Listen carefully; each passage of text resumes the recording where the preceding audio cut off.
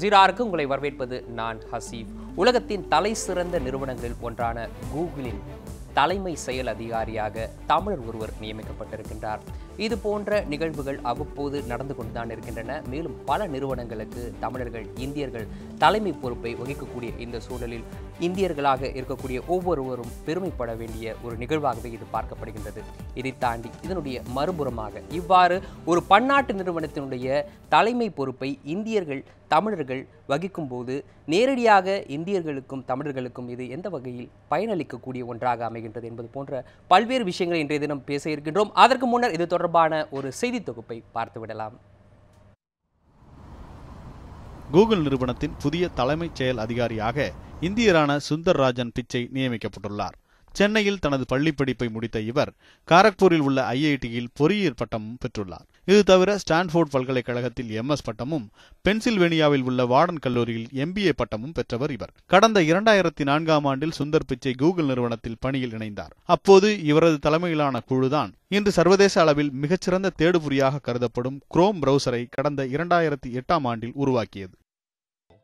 இதைப்போன்றே Android, Google Chrome, Google engineering, apps, Gmail, Google Docs உள்ளிட்ட பிரிவுகளும் இவர் கண்காணிப்பின் கீழ்தான் இயங்கி வந்தன.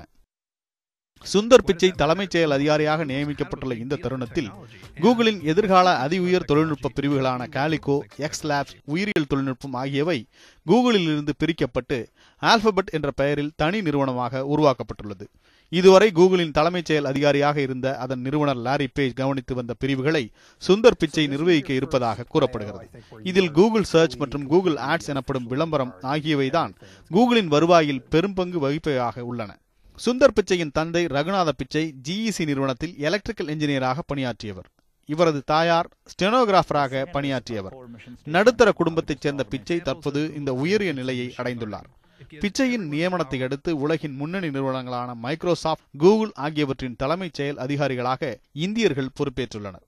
தலைமைத்துவ பண்புகளின் அடிப்படையில் சர்வதேச அரங்கில் இந்த இருவரும் அடைந்துள்ள உயர்ந்த பொறுப்பு பிற நாட்டவர்களின் கவனத்தை வெகுவாக கவர்ந்துள்ளது.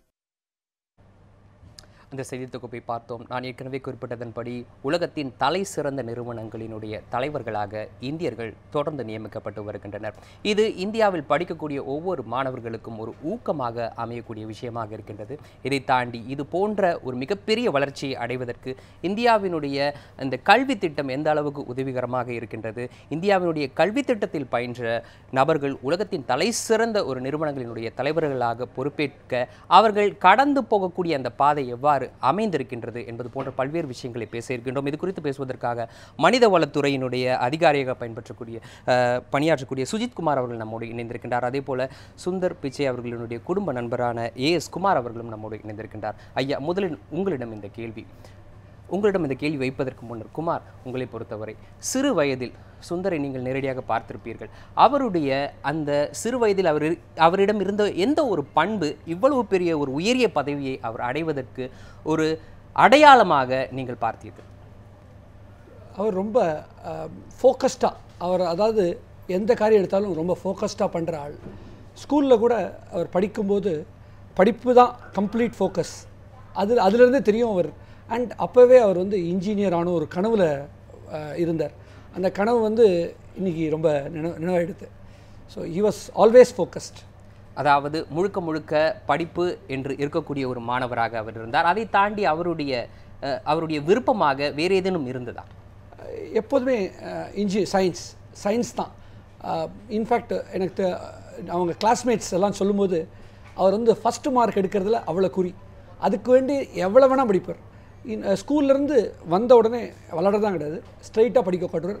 ஆர் இது டாய்ஸ், அந்த சயின்ஸ் டாய்ஸ் அதை வச்சு விளையாடுவார், அதை வச்சு ரிசர்ச் பண்ணுவார். இது அவர் சின்ன வயசுலேருந்து அவர் அப்பாவோட இன்ஸ்பிரேஷன். சுஜித், உங்களிடம் இந்த கேள்வி. ஒரு நபர் உங்களுடைய நிறுவனத்திற்கு பணியாற்றுவதற்காக வரக்கூடிய நபரிடமிருந்து நீங்கள் எதிர்பார்க்கக்கூடிய பண்பு என்னவாக இருக்கும்? குமார் அவர்கள் தெரிவித்ததின்படி முழுமையாக படிப்பிற்கே தன்னுடைய வாழ்க்கையை அர்ப்பணித்த ஒரு நபரைத்தான் நீங்கள் உங்களுடைய நிறுவனத்தில் பணியாற்றக்கூடிய நபராக தேர்ந்தெடுப்பீர்களா? கட்டாயமாக அது மட்டும் பத்தாது. இன்னைக்கு இப்போ சுந்தர் பிச்சை இன்னைக்கு இந்த ஸ்டேஜுக்கு போயிருக்காருன்னா அகாடமிக்ஸில் ஃபோக்கஸ்டாக இருந்திருக்காருன்னா குமார் சொல்கிறாரு. பட் அவரோட இன்றைக்கி நிறைய ஆர்டிகல்ஸ் ஃப்ளோட்டிங் இருக்கு இல்லையா அந்த மீடியாவில், அதை பார்த்தீங்கன்னா மெட்டலர்ஜி இன்ஜினியரிங் தான் அவர் படிச்சிருக்காரு IIT கரக்பூர். அதுக்கும் இப்போ அவர் செய்கிற வேலைக்கும் சம்மந்தமே கிடையாது. பட் அப்பயே எலக்ட்ரானிக்ஸ் துறையில் வந்து அதிக ஈடுபாடு இருக்கிறதா தான் அவங்க ப்ரொஃபஸர் சொல்லியிருக்காங்க, ரைட்? ஸோ அவருக்கு ஏதோ ஒரு ஈடுபாடு இருந்ததுனால, அந்த ரிசர்ச்சில் ஈடுபாடு இருந்ததுனால தான் he's a technocrat. Is not ஒரு வாட்டனில் எம்பிஏ பண்ணியிருக்காரு, ஸ்டான்ஃபோர்டில் அவருடைய பிஜி பண்ணியிருக்காரு. Is more of a technocrat. Technical பிரில்லியன்ஸ்னால இன்றைக்கி அந்த பொசிஷன் அட்டைன் பண்ணியிருக்கா தான் நான் நினைக்கிறேன். ஸோ ஒரு கார்ப்பரேஷன் இப்போ எங்கள் கம்பெனியில் வந்து ஒருத்தர் சேர்றாங்கன்னா மல்டிபிள் ரீசன்ஸ் பார்ப்போம். ஒரு டெக்னிக்கல் லைனில் வரும்போது எவ்வளோ அகடமிக் ஃபோக்கஸ்டாக இருக்காங்க, ரிசர்ச் ஃபோக்கஸ்டாக இருக்காங்கன்னு பார்ப்போம்.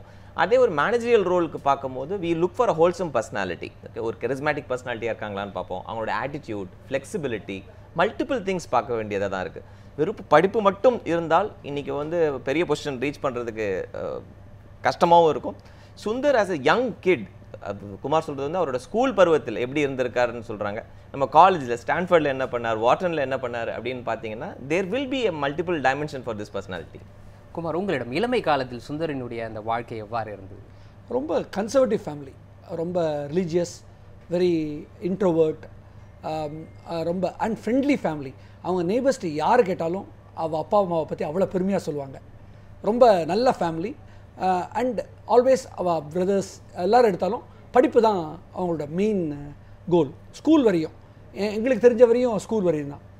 அதாவது மற்ற விருப்பங்கள், என்னுடைய கேள்வி என்பது படிப்பு என்பதை தாண்டி அவருடைய மற்ற விருப்பங்கள் எதுவாக இருந்தது, அதற்காக அவர் நேரம் ஒதுக்கினாரா, அது போன்ற விஷயங்களை தெரிந்து கொள்ள. ஸ்கூல் 10ஆம் கிளாஸ் வரையும் நான் எடுத்துட்டிங்களா, ஜவஹர் வித்யாலயில் படித்தார். எல்கேஜிலேருந்து அவங்க எந்த ஃப்ரெண்ட்ஸ் எடுத்தாலும் அவர் படிப்பை தான் சொல்கிறாங்க. மேபி இவர் சொல்கிற மாதிரி அந்த காலேஜ் பருவத்தில், அந்த பருவத்தில் போகும்போது மிச்ச ஹோல்சம் பர்சனாலிட்டி ஆகிறதுக்கு, நீ கூகுளுக்கு ஹெட் ஆகணுன்னா ஹோல்சம் பர்சனாலிட்டி ஆகிருக்கணும் நிச்சயமாக. அது எங்கேயோ ஒரு இடத்துல டச் ஆகிருக்கும்.